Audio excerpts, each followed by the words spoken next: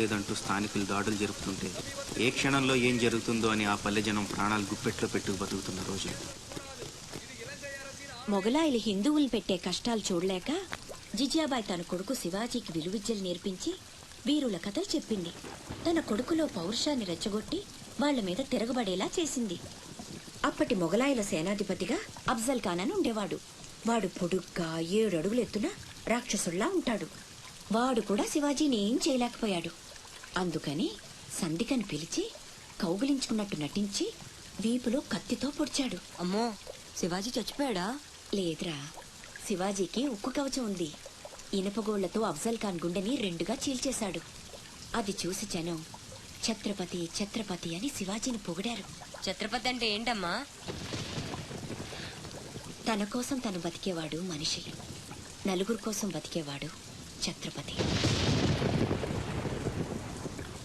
తర్వాత ఏమైందమ్మా? తననంత వాణ్ణి చేసిన తల్లి కోసం శివాజీ పెద్ద కోట కట్టించి బంగారు ఉయ్యాలు చేయించి అమ్మను బాగా చూసుకున్నాడు. నేను కూడా పెద్దయ్యాక నీకోసం పెద్ద మేడ కట్టిస్తానమ్మా. నీకు ఈ కష్టాలు ఏవీ లేకుండా చేస్తాను. నేను మహారాణిలా చూసుకుంటానమ్మా.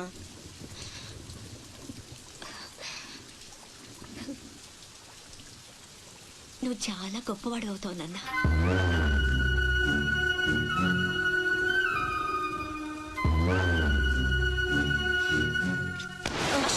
నువ్వేంట్రా మామకి ఇల్లు కట్టించేది? పోయి మీ అమ్మకి కట్టించుకో.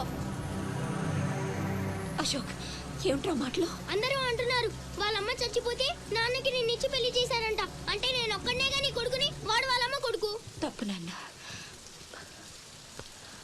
రామలక్ష్మణులు కూడా ఒక తల్లి బిడ్డలు కాదురా. అన్నదమ్ములంటే వాళ్ల గురించే చెప్పుకుంటారు. మీరు కూడా అలాగే కలిసి ఉండాలిరా. మీరిద్దరూ దెబ్బలాడుకుంటుంటే నేను భరించలేనురా. అది నాకు చావు కన్నా పెద్ద శిక్ష.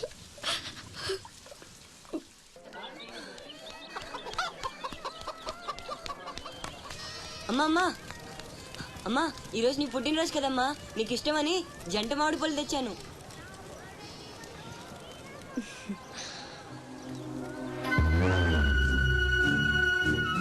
అమ్మ కోరికలన్నీ నీకే తెలుసురా. పండు చాలా బాగుందన్నా. ఎక్కడి నుంచి తెచ్చావు? సత్తన్న తోటలో దొంగతనం చేసి తెచ్చాడు. ఏరా, దొంగతనం చేసావా? లేదమ్మా. అబద్ధం చెప్తున్నాడమ్మా. ఇందాక బడేకి కొట్టి దొంగతనానికి వెళ్ళాడు. కావాలంటే ఒట్టేసి చెప్పమను. ఒట్టేసి చెప్పరా.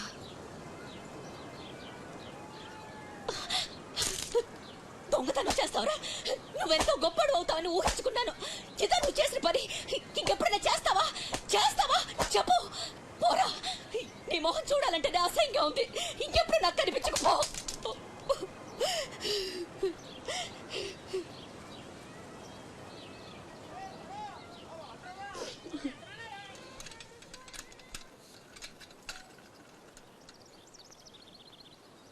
పొల్లయ్యగాడు ఊరగాయకు అందకాయ అడిగాడు, ఇచ్చావా? ఇచ్చాను నాన్న. సత్తన్న, ఏంటమ్మా? మా పెద్ద అబ్బాయి వీటిని మీ తోటలో దొంగతనం చేశాడు. క్షమించన్నా. బలేదానివమ్మా. ఇది నీకు ఇష్టమని అడిగాడు. దాందే ఉంది తీసుకెళ్ళరా అంటే నాకు ఒట్టినే వద్దు అని తోటలో సందటాల దాకా పనిచేసి మరీ తీసుకొచ్చాడమ్మా. ఇంకో 4 పట్టుకెళ్ళరా అంటే నేను మా తమ్ముళ్లాగా ఈ జంట మామిడి పళ్ళు అంటే మా అమ్మకి ఎంతో ఇష్టమని కోసుకెళ్ళాడక్క.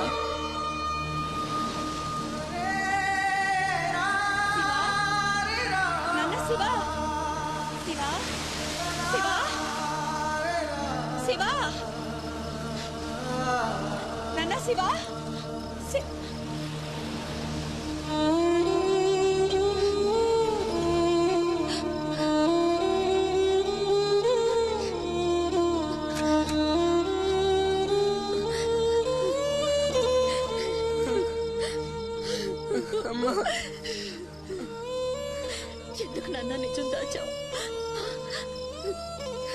ఒట్టేమన్నప్పుడైనా ఎందుకు చెప్పలేదురా? ఒట్టేసి ఒక మాట, వేయకుండా ఒక మాట చెప్పనమ్మా.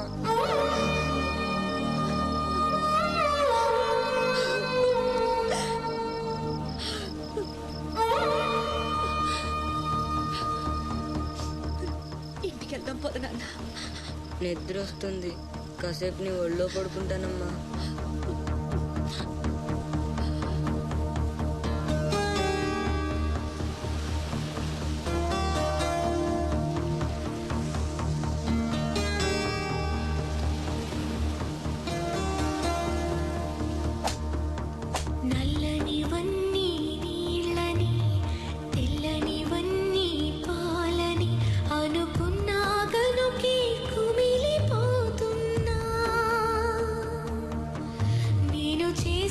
తప్పు చెరిగిపోయేనా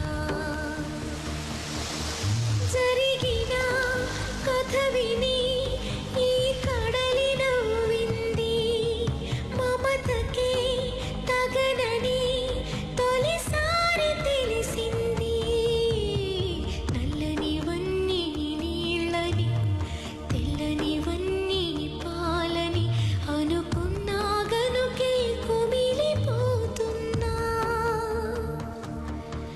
నేను చేసిన తప్పు చెరిగిపోయేనా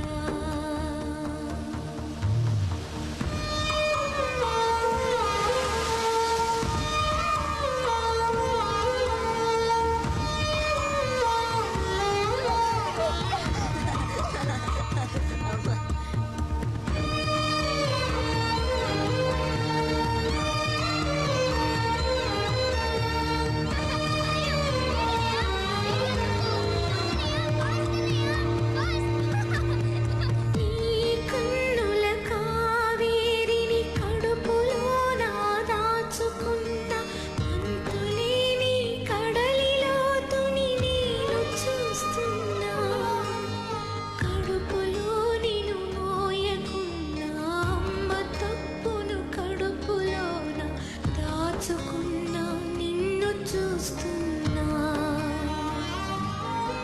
జరగనే జరగదు ఇక పైన పొరపాటు నమ్మరా అమ్మని నీ మీద నా ఒట్టు నల్లనివన్నీ నీళ్ళని తెల్లనివన్నీ పాలని అనుకున్నా గనుకే కుమిలిపోతున్నా ఆ రాత్రి ఆ తల్లి కొడుకులే కాదు, అక్కడ ఎవ్వరూ నిద్రపోలేదు. కట్టుబట్టలతో దేశం వదిలిపోమంటూ స్థానికులు దౌర్జన్యానికి పాల్పడ్డారు. పల్లె భగ్గున మండింది.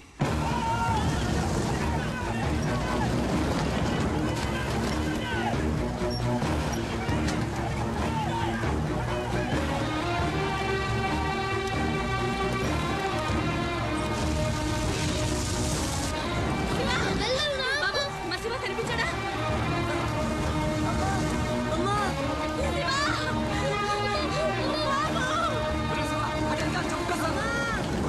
మా అమ్మ తమ్ముడు కనిపించట్లేదన్నా. మీ అమ్మ తమ్ముడు ఏదో పడవ ఎక్కే ఉంటారా, నువ్వు ఎక్కరా.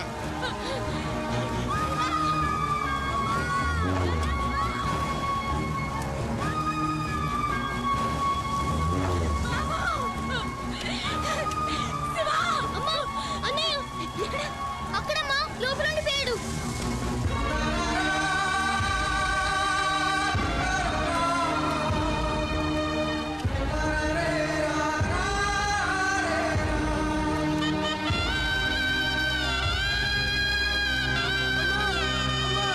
తమ్ముడు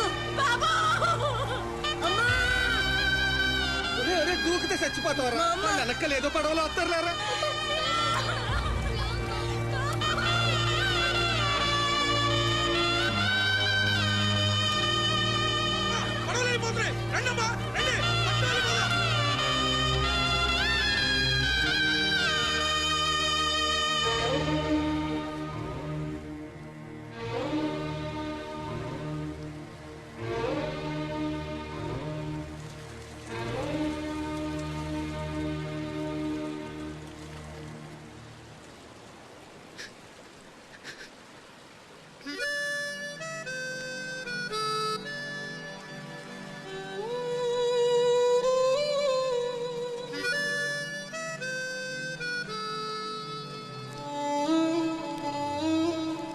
నా పేరు భద్రం. శివాజీ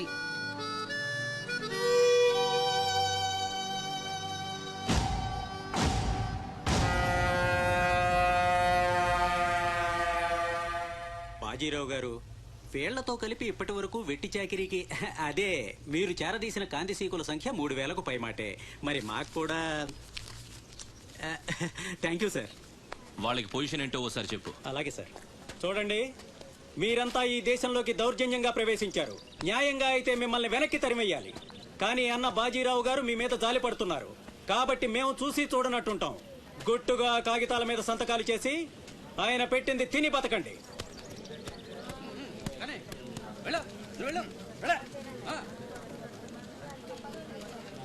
తెల్ల కాగితాల మీద సంతకాలు ఏంటండి? ఇదంతా మోసం. మాకు తెలిసా మాత్రం మేము చదువుకున్నాం. ఇక్కడ కాకపోతే బయట ఎక్కడో పని చేసుకు బతుకుతాం. మేము సంతకాలు పెట్టమండి.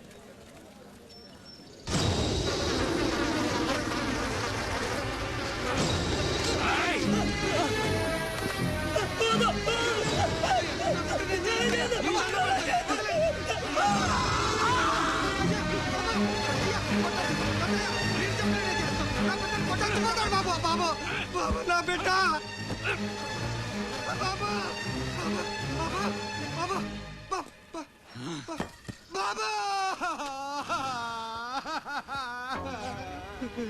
ఏయ్, చూశారుగా, ఎదురు తిరిగినోడు చావడు, వాడి వెనకున్నోడు చేస్తాడు.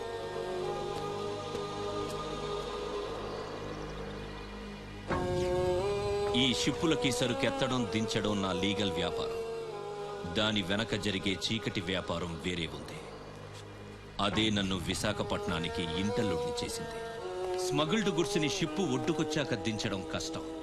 అడ్డమైన గాడిదలందరినీ మేపాలి. అందుకని షిప్పు సముద్రంలో ఉండగానే ఆ సరుకుని ఒడ్డుకు చేర్చాలి. అది మీరు చెయ్యాల్సిన పని. ఇల్లీగల్ వ్యాపారం కాబట్టి వేరే గ్రూపులు ఉంటాయి. సరుకు కోసం దాడులు జరుగుతాయి. అవతల వాళ్ళకి భయపడో, పోలీసులకి జడిసో సరుకు అక్కడ వదిలి రావద్దు. పొట్టి చేతులతో ఇక్కడికొస్తే అక్కడ మిగిలిన ప్రాణాలు ఇక్కడ.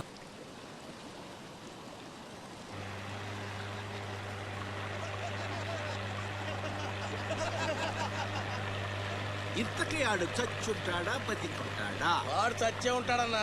ఇంతసేపు ఎక్కడ బతుకుతాడన్నా? ఇంకేం బతుకుతాడు? ఖచ్చితంగా చచ్చే ఉంటాడు. అయితే పందెం. వాడు చచ్చే ఉంటాడని నా పందెం 500 అన్నా. నా పందెం 800 అన్నా. 1000 రూపాయలు నా పందెం. నా పందెం 1200. నాది 1500 అన్నా. ఖచ్చితంగా బతికుంటాడని నా పందెం 2000. రేయ్, లాగండ్రా.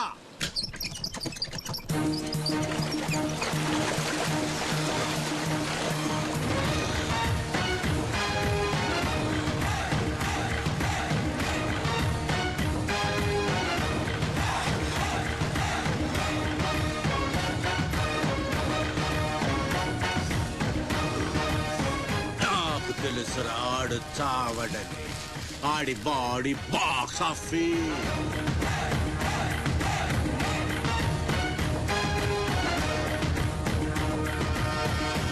చిప్పులోంచి సరుకు దించారని తెలిసింది. మేమొచ్చేసరికి దాన్ని మాయం చేశాం. నడిసంద్రంలో అది ఎలా కుదిరింది?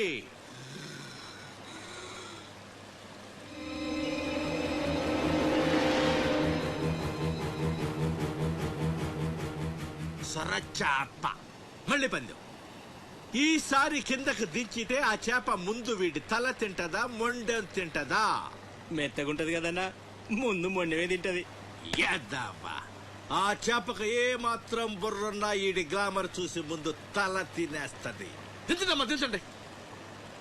చెప్తున్నాడ్రా, చెప్పేస్తున్నాడ్రా. చెప్తాడన్నా. చెప్పమ్మా.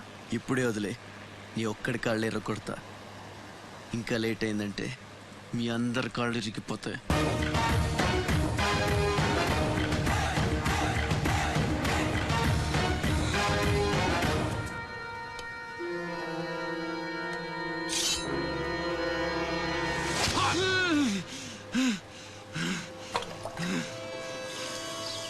నెత్తురు వాసన చూస్తే సొరకి పిచ్చెక్కిపోద్ది.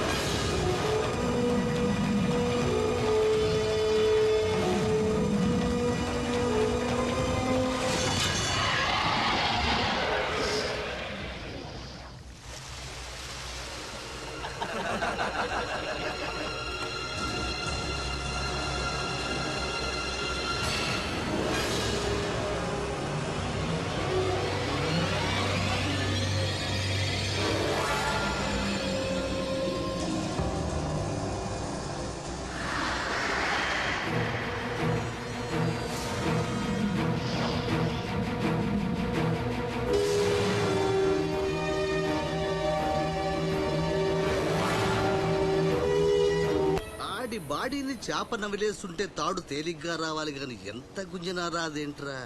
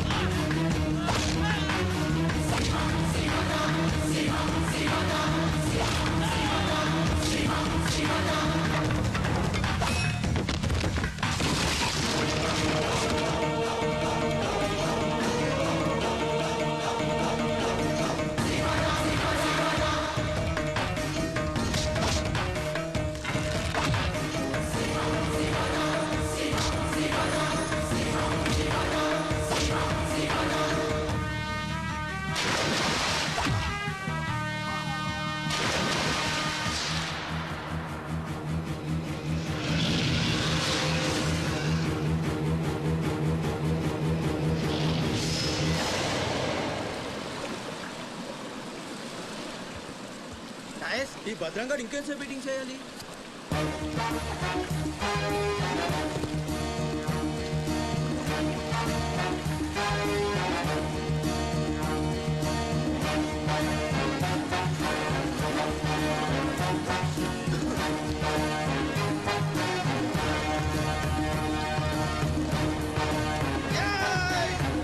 లేపండ్రా, రండ్రా, రండి, మీరు రండ్రా.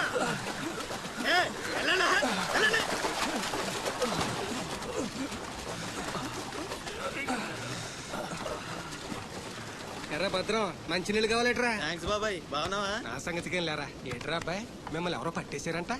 మనోడే విడిపించాడు. మరి మామూలు శివాజీ ఏంటి? ఛత్రపతి శివాజీ. ఊరుకోండ్రా, దెబ్బలు బాగా తగిలేయంట్రా? ఈ దెబ్బలదే ఉంది కానీ బాబాయ్, మనోని సొరచేపకి మేతగా పడేశారు.